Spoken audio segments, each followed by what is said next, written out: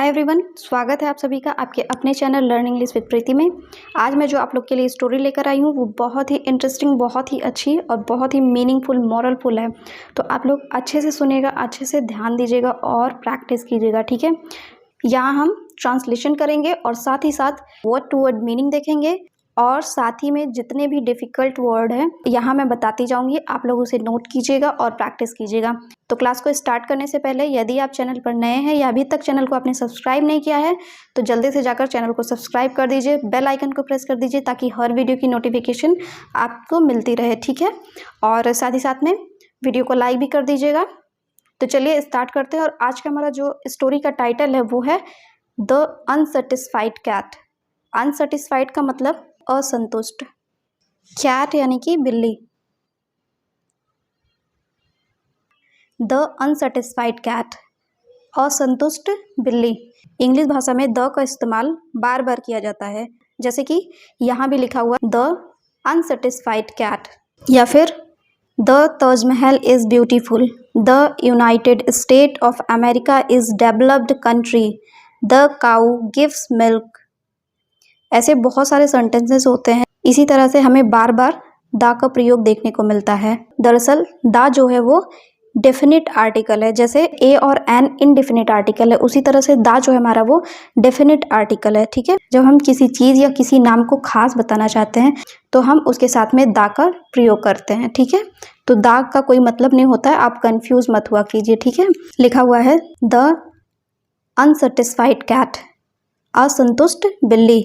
Once यानी कि एक बार, अ कैट एक बिल्ली, कैट यानी कि बिल्ली, वॉज यानी कि थी, रिलैक्सिंग, रिलैक्सिंग का मतलब होता है आराम, आराम कर रही थी। इन अ गार्डन, गार्डन यानी कि बगीचे, बगीचे में वो आराम कर रही थी, ठीक है। व्हेन यानी कि तभी।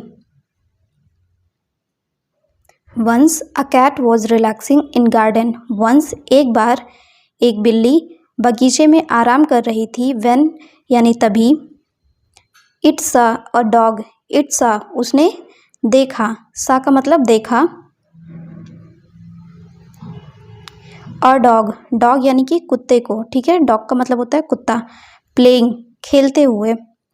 फ्रीली, फ्रीली का मतलब होता है आज़ाद, आज़ाद खेलते हुए, ठीक है, खुले खेलते हुए। आज़ाद खेलते हुए उसने एक कुत्ते को देखा। इट थॉट, उसने सोचा, थॉट का मतलब होता है सोचा, ठीक है, उसने सोचा। इट यानी कि उसने, थॉट यानी कि सोचा। It must be so nice to be play freely, it must be so nice, कितना अच्छा होगा, टू बी प्ले फ्रीली, स्वतंत्र रूप से खेलना, ठीक है। It must be so nice, कितना अच्छा होगा, नाइस का मतलब होता है अच्छा, ठीक है। टू बी प्ले खेलना, फ्रीली यानी कि स्वतंत्र रूप से। It must be so nice to be play freely, स्वतंत्र रूप से खेलना कितना अच्छा होगा। This feeling of envy made it so bad tempered, this feeling, feeling का मतलब होता है भावना, ठीक है। दिस फीलिंग यह भावना, ऑफ एनवी ईर्ष्या की, एनवी का मतलब होता है ईर्ष्या, ईर्ष्या की यह भावना, मेड इट उसे बना दिया, सो बैड टेम्पर्ड बुरे स्वभाव का। दैट इट डोंट इवन वैग, वैग का मतलब होता है हिलाना। इट्स टेल, टेल का मतलब होता है पूंछ। एट इट मास्टर्स, अपने मास्टर पे, मास्टर यानी कि मालिक। दिस फीलिंग ऑफ एनवी ईर्ष्या की यह भावना, मेड इट उसे बना दिया, सो बैड टेम्पर्ड बुरे स्वभाव का। दैट की इट डिड नॉट इवन वैग, उसने नहीं हिलाई, इट्स टेल अपनी पूंछ को, एट इट मास्टर्स अपने मालिक पर। हु कम जो कि आया, कम का मतलब होता है आया, हु कम जो कि आया, टू गिव उसे देने, इट सम मिल्क जो उसे दूध देने आया था उसका मालिक, उसके आने पर उसने अपनी पूंछ भी नहीं हिलाई, इतना उसके अंदर ईर्ष्या की भावना आ गई थी। देन इट सा, देन यानी कि तब, इट यानी कि उसने, सा यानी कि देखा, अ गोल्ड फिश एक गोल्ड फिश यानी कि सुनहरी मछली, इन द रिवर, नदी में, रिवर का मतलब होता है नदी, नदी में उसने एक गोल्ड फिश, सुनहरी मछली देखी, एंड विस्ड, और चाहा, विश का मतलब होता है चाहना, और चाहा, that it too could live in cool water, कि काश वह ठंडे पानी में रह पाता, कूल वाटर यानी कि ठंडा पानी।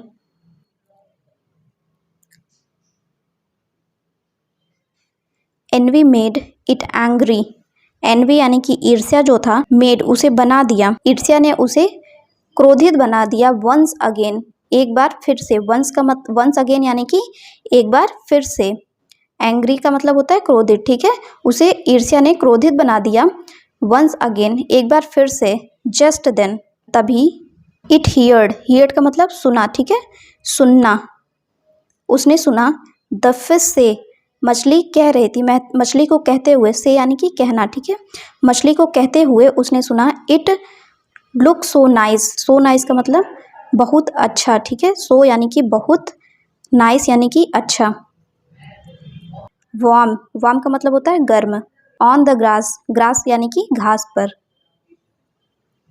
It look so nice and warm on the grass, घास पर यह बहुत अच्छी और गर्म लग रही है, आई विश, काश, आई कुड, मैं कर सकता, लाई डाउन ऑन इट, इस पर लेट सकता, लाई डाउन यानी कि लेट सकता, जो मछली थी उसे ऐसा कहते हुए बिल्ली ने सुना कि घास जो है वो कितनी अच्छी और गर्म लग रही है, काश वह उस पर लेट पाता। आफ्टर सम टाइम, कुछ समय बाद, आफ्टर यानी बाद, सम टाइम कुछ समय बाद, आई स्पैरो, एक गौरैया, स्पैरो का मतलब होता है गौरैया, फ्लू का मतलब होता है उड़ती हुई, पास्ट का मतलब होता है निकला, ठीक है, आफ्टर सम टाइम कुछ समय बाद, आई स्पैरो फ्लू पास्ट, एक गौरैया उधर से उड़ती हुई निकली, सीइंग यानी कि देखकर, द डॉग कुत्ते को, लेजिंग अराउंड इट, लेजिंग का मतलब होता है सुस्ताना, अराउंड का मतलब होता है इधर उधर, ठीक है, आफ्टर सम टाइम कुछ समय बाद, आई स्पैरो फ्लू पास्ट,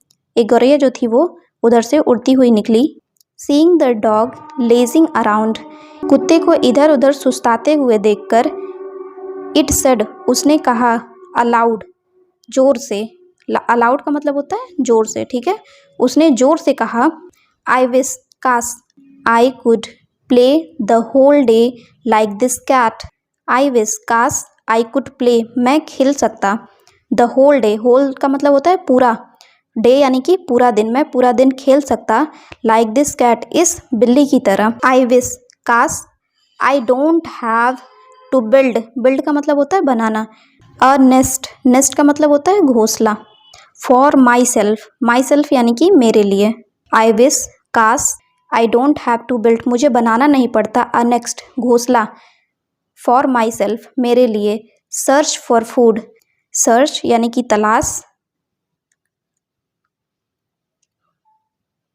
सर्च का मतलब होता है तलाश, फॉर फूड, भोजन के लिए, फूड यानी कि भोजन, भोजन की तलाश में, and tired my wing, tired का मतलब थका, माई विंग्स, विंग्स का मतलब होता है पंख, I wish I did not have to build a nest for myself, काश मुझे अपने लिए घोंसला नहीं बनाना पड़ता, सर्च फॉर फूड, भोजन की तलाश नहीं करनी पड़ती, एंड और टायर्ड माई विंग्स, और मेरे जो पंख है उन्हें थकना नहीं पड़ता, लिसनिंग देम, लिसनिंग यानी कि सुनकर, टू देम, उसे, उसकी बात को सुनकर, द कैट, जो बिल्ली थी, रियलाइज, रियलाइज का मतलब होता है रियलाइज यानी कि एहसास किया, रियलाइज का मतलब होता है एहसास करना, ठीक है, जो बिल्ली थी उसे एहसास हुआ, इट फुली, अपनी मूर्खता का, ठीक है, फुली का मतलब होता है मूर्खता,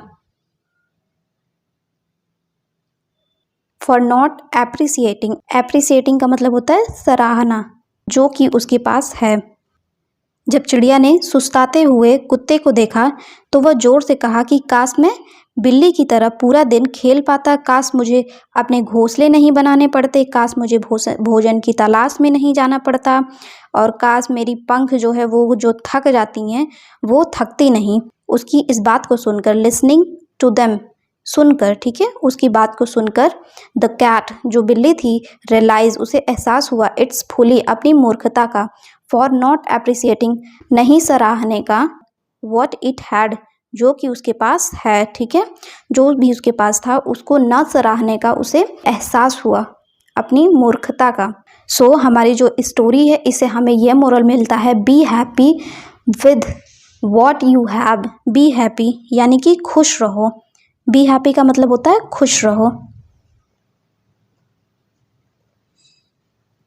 बी हैप्पी खुश रहो, विद उसके साथ, वॉट यू हैव जो भी आपके पास है, ठीक है, जो भी आपके पास है आप उसे खुश रहो। ये हमारी जो स्टोरी है वो हमें मॉरल देती है, हमें नैतिक प्रोवाइड करती है कि हमारे पास जो भी कुछ है हमें उसमें खुश रहना चाहिए। हमें कभी भी किसी और को देखकर ईर्ष्या का भाव पैदा नहीं करना चाहिए, क्योंकि अगर हम ऐसा करते हैं तो हम हमेशा अनसेटिस्फाइड ही रहेंगे।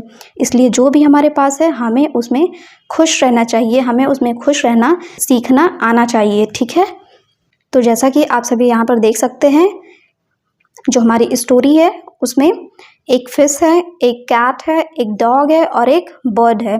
यहाँ पर एक बर्ड है, यहाँ पर एक डॉग है और ये एक कैट है, ठीक है। तो फिर आज की हमारी जो स्टोरी है, हमारी जो क्लास है यहीं तक थी। I hope guys you like the story और आप लोग को आज की क्लास अच्छी लगी होगी, काफ़ी पसंद आई होगी। तो आज की हमारी क्लास यहीं एंड होती है। जाने से पहले वीडियो को लाइक शेयर सब्सक्राइब कर दीजिएगा। मिलते हैं नेक्स्ट वीडियो में, तब तक के लिए thank you and have a good day.